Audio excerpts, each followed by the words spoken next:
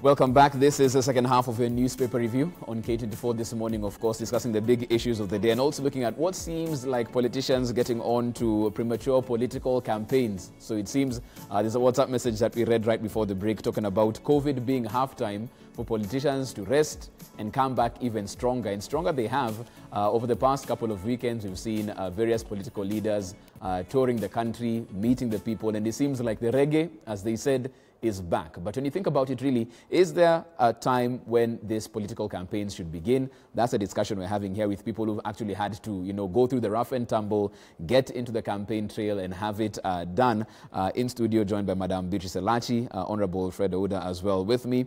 Let's switch gears and talk about that, because as very many Kenyans look at it, Bona Fred, you're sworn in, you get into office, a week from now, you're back on the campaign trail getting ready for the next election. From where you stand, is there an appropriate time? As a politician, you have to politic. It's the name of the game. Actually, it is the name of the game. You keep... Actually, you see, the way Kenya's democracy is modeled, Jeff, here's a situation whereby you win and other parties believe that you didn't win. You actually stole you actually stole their win. So, Jeff, you get into this seat, it is the very, very Mwananchi who will make sure that you go back to them to start soliciting for votes by actually entertaining other opponents, whereas it should not be that way. So I will not say that it is the right time. Some of these things, as the president says, it is not a must. And it is not because now this is now the time that you should start politicking. But it is just a drive from within you. It is just a conscience from within you that, man, let's stop talking now. Can we work? And if you listen to Huru and Raila Odinga most of the time, they are not forcing people not to politic. They just ask you, can you be driven by your conscience and know that now it is not time for politics, let's work together. Like right now, you still ask me, somebody will ask me a question, can you chew gum and walk at the same time? Yes. Mm-hmm. But it depends which kind of gum are you chewing and which kind of road are you walking. Because some will be walking the path of, I want my seat, I want to be elected in 2022. And right now, personally, I'm not even walking that path and I'm not chewing that gum. What I'm concerned about is the cycle of violence in this country every single election. What I'm concerned about this country is now what we were discussing just a few minutes ago about the two-third gender rule that can be fixed by the BBI, that can bring this country together, that can make sure that every region in this country, every tribe in this country, every gender in this country feel part and parcel of this country. And that's what we were saying. We are not interested. That's one thing I like about my party leader. I like about Kalonzo Musyoka. I like about Uhuru Kenyatta. Let's not focus about 2022, who is going to be president. Can you come together, pick this document called BBI, work with it, fix the two-third gender rule, fix the issue of equity in this country, both in terms of power, resources, and everything else, and actually the national cake of this country. Okay. So today, me, even if you hear me, I really don't politic about my seat. I really don't politic about my party leader becoming president. I don't politic of who is going to be my next president. I am concerned about this country because I will be long gone. But are we leaving something for this country? That is all about BBI. That's what I talk about. I'm only against people who go out there, drumming support for themselves and wanting president of this country, wanting to be president, MPs and governors of this country, while others are actually struggling to put the country together. So it depends which path are you walking on? Which gum are you chewing? Let me get Madam Elachi in on this because... But you can chew and walk at the same time. Madam Elachi, I'm sure it's not lost on you, the leaders he's spoken about and more importantly, who is left out of those who aren't campaigning. He hasn't spoken about the DP, Dr. William Ruto, and that's been an issue that was brought about, the fact that when he got into office, he was busy going around and campaigning, and that's the issue that we have with our deputy party leader. By definition, when is it a political campaign? When are you going to oversee a project? Because I think that blurry line is what even Kenyans at this point really don't understand. Because yes, you talk about BBI, but it just by and large looks like a political rally. Well, first of all, let us appreciate that in Kenya, after elections, we start another campaign immediately. And that has been a very big challenge in terms of, yes, service delivery. And I think that is one thing I would say, that whether you find Mheshimiwa saying he will go on the ground, when he's going even to do his CDF project, he will campaign. He will talk politics. So it has been very difficult to draw the line that at this time, let us just work. We can't do it like Tanzanians. We can't. Uganda, I'll say it's more of a dictatorship, so you can't use that. But let's look at Tanzania. You can't, even though they have a strong policy that their parties follow. And so for Kenya, that is the challenge. And we can't blame also the politicians alone. The citizens, if you don't also do politics, they look at you that day and wonder, what the hell? Why did you even come? They will even start telling you, Sasa ongea. So it is a culture we need to change, all of us.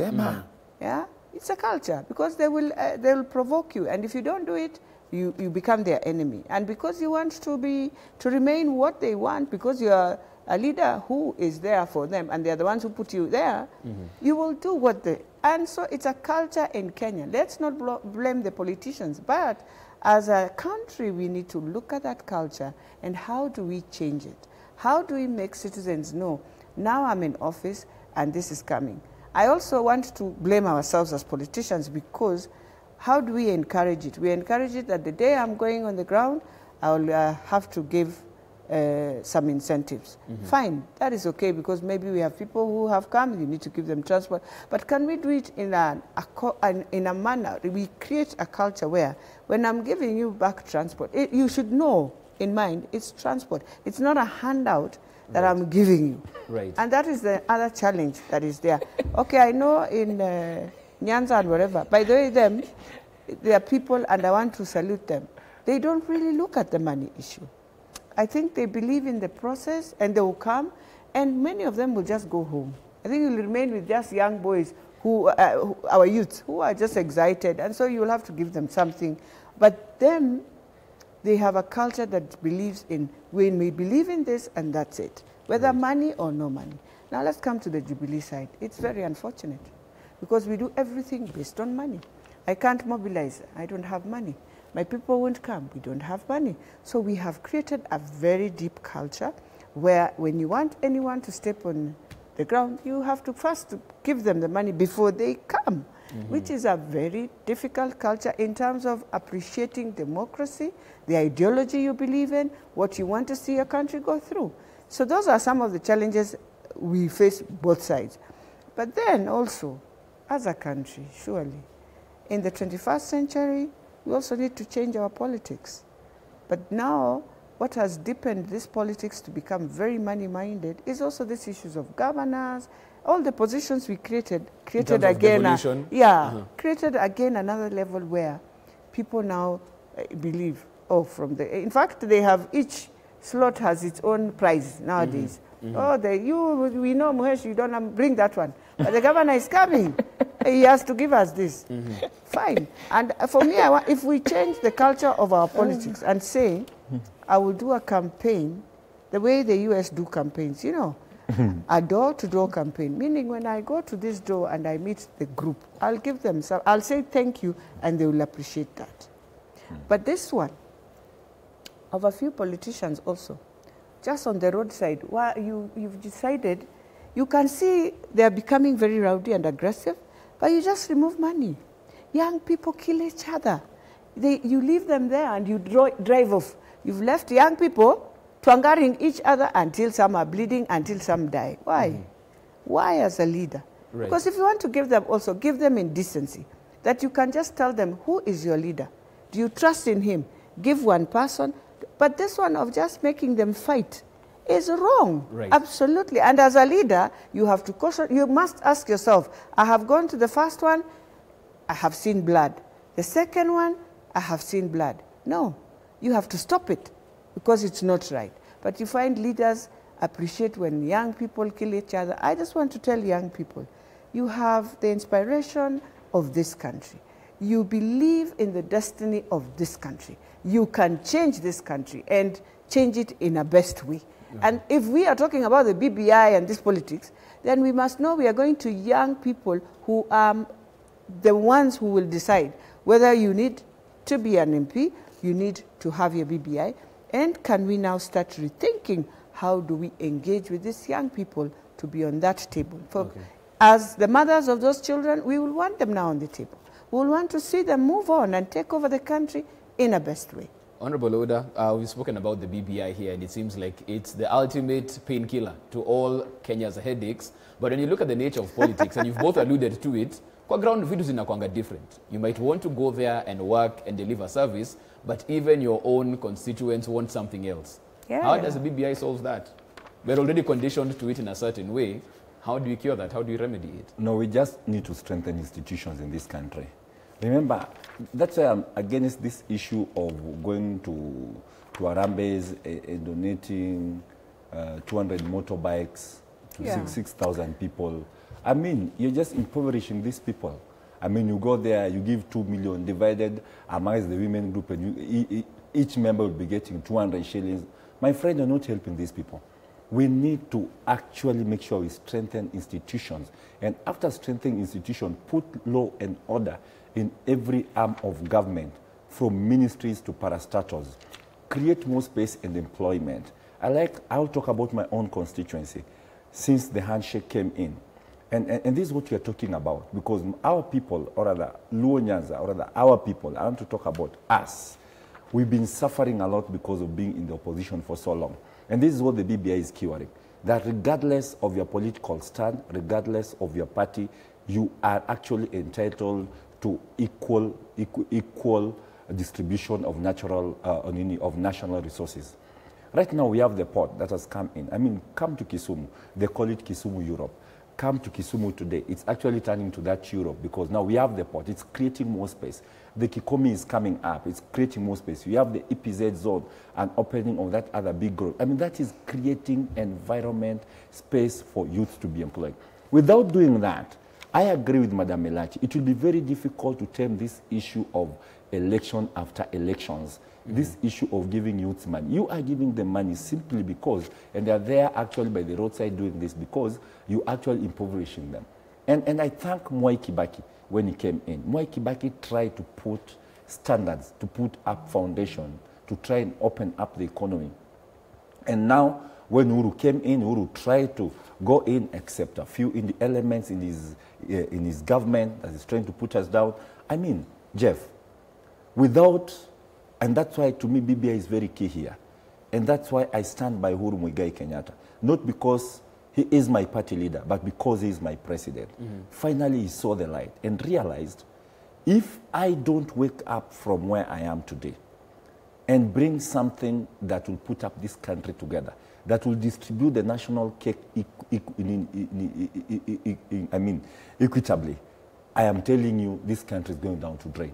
Mwai Kibaki started it, and I thank God, Mungu ambaye aliamusha Uhuru Muigai Kenyatta, alimwamusha, akamwambia, my friend, wake up, you are draining this country. And he woke up, and is now putting up this country together. That's why everybody today you see opposing BBI. They are not opposing because they know what is in the BBI. They don't even know. They're just opposing for political sake. Of what benefit does it benefit? Of what benefit will it be if you call a few individuals in your house and tell them, I've given you a cow wash machine? I mean, ask yourself, if you give somebody a cow wash machine, there are about 20 of them. They can only wash 5 cars in a day. Who will maintain this machine? In only 1 week, that machine is dead. I mean, who will now repair it? Are they going back for repair? I mean, we need to put up something concrete. It's not about Harambes. It's not about giving couch machine, which is good. I have no problem. But can it sustain? For example, in my constituency, you need to bring back Kikomi. It will employ over 1,000 people. You need to bring up the former Kenya breweries. Of course, they're trying to revive it.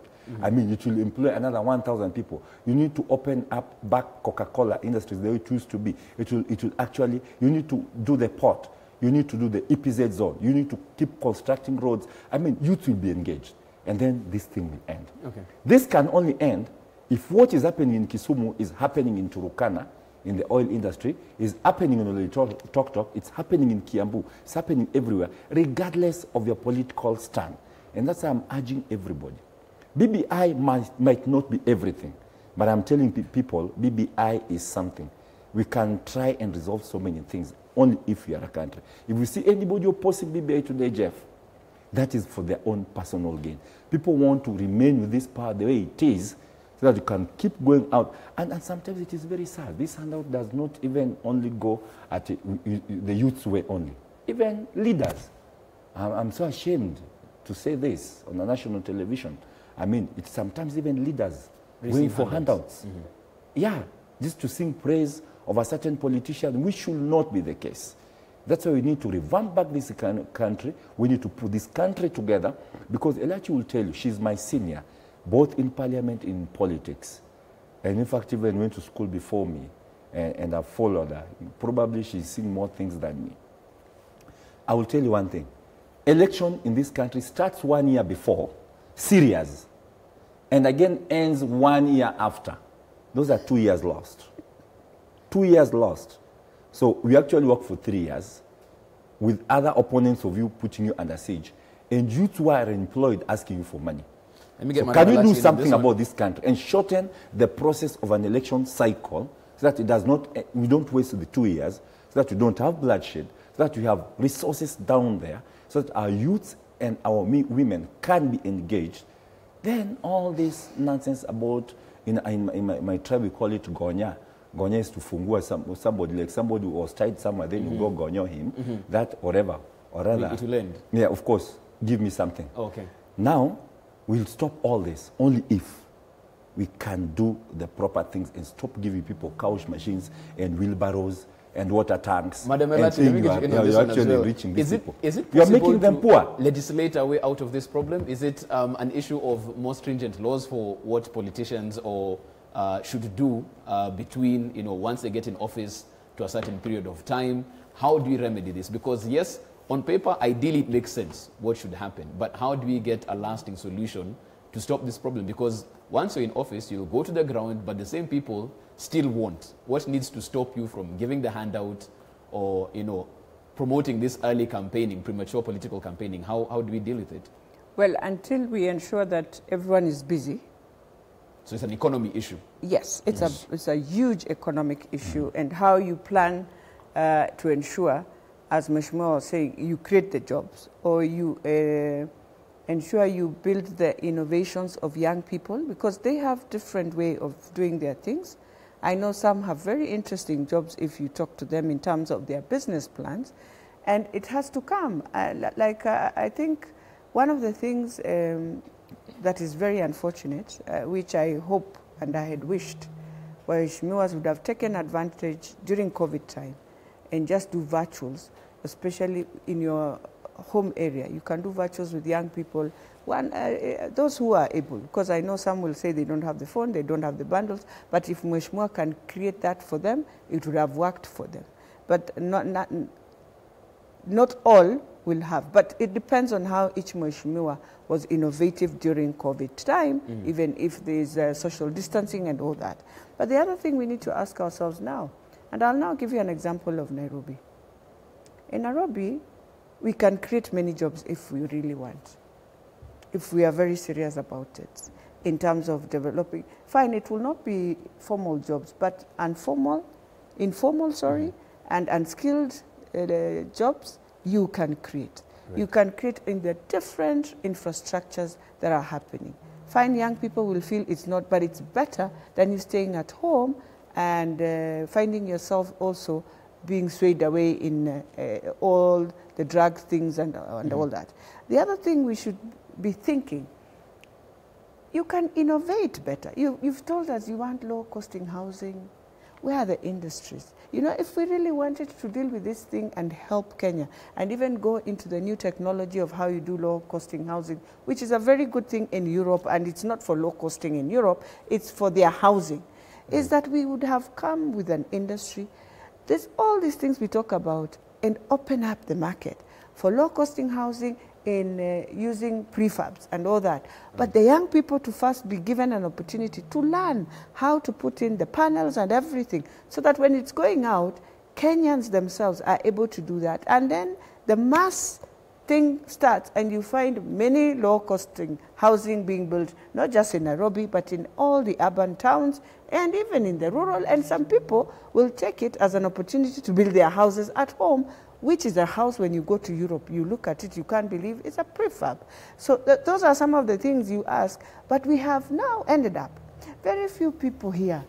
Today they're in Kemsa, tomorrow they're in Kenha, the next, I mean, we lost what the president, when he was the finance minister, built for Kibaki. Yes. Because he's the one who made, you know, people talk about, yes, the President Kibaki, because he had a finance minister who thought through. And now the finance minister then is our president. Definitely he has thought through. The only thing that we have let down our president, Jeff, is the people who have been given the opportunity. Is that his cabinet? Is that what we're talking about? Even leave the cabinet. You see, you have the key people, the engineers, those who are on the ground, those who look at the thing, those who do the procurements, those who evaluate that procurement and give that job. I believe it's a huge team that has just let down the president. And I need to thank God that, yes, COVID has its own issues, but COVID helped our president. He was able to now remain alone, social distancing, and looking through and realizing, okay, give me a break, you guys. You have been joking with me. Yeah. And now he's able to go himself, walk on the ground. You should be ashamed when you find your president walking, going to try and see what is happening. You should be asking yourself, why am I in that office? It's unfair when he believes I have a team to move him. So those are some of the things. But I want to say, if we just harnessed all this together, we would have created even more jobs for our people with all this infrastructure that is happening.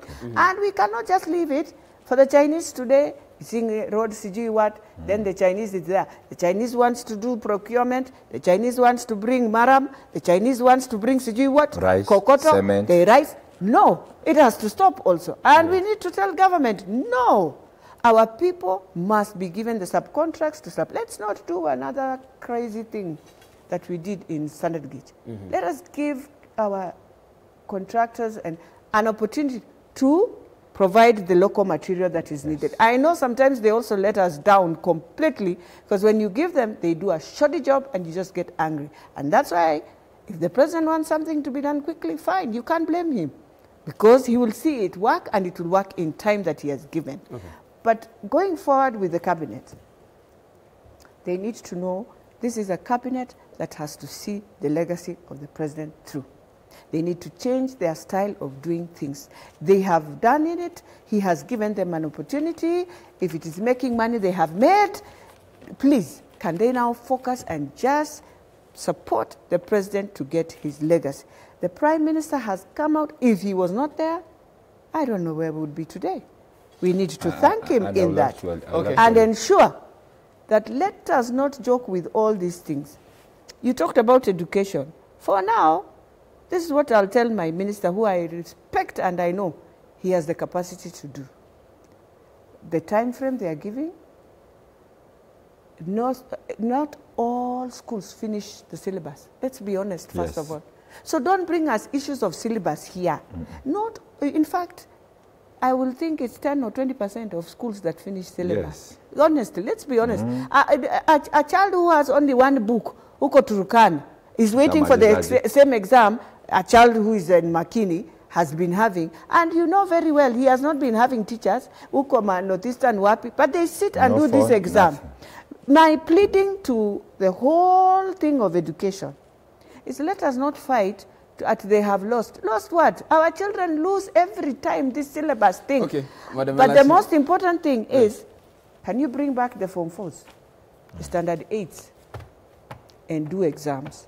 Because when you look at Europe now, let's not lie to ourselves. You know, we are causing this thing. We don't know. Maybe, yes, God has protected us. But let us be very cautious that let us try and see first those ones move in. Let them do their exams this year, by the way, if I must. Don't give these children a psychological problem that they will remember many years. The way those who went through the coup of 1982 remember up to today. Because they lost that period. Let's not do that to our children. Let me bring so as you bring in Mheshimiwa, That is all I can tell. And I need to plead to the teachers. I saw them on media now crying, we cannot go back to schools. I say, first go.